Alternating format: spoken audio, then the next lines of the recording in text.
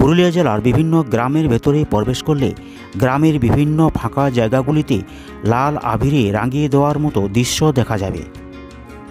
গাছের পুরোটাই লাল এবং গাছে থাকা ফলগুলিও পুরোটাই লাল রঙের।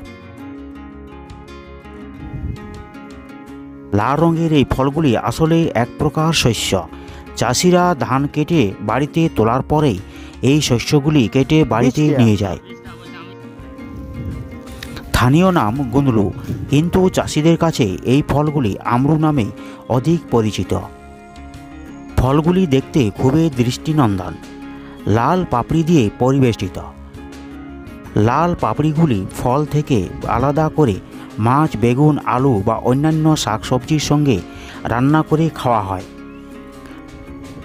লাল পাপড়িগুলি স্বাদে খুবই টক, তাই টমেটোর বিকল্প হিসাবে এই ফলগুলি চাষিরা ব্যবহার করে থাকে। লাল পাপড়িগুলির নিচে বাদাম বীজের মতো বীজগুলিকে রোদে শুকিয়ে ভোজ্য তেল বের করা হয়।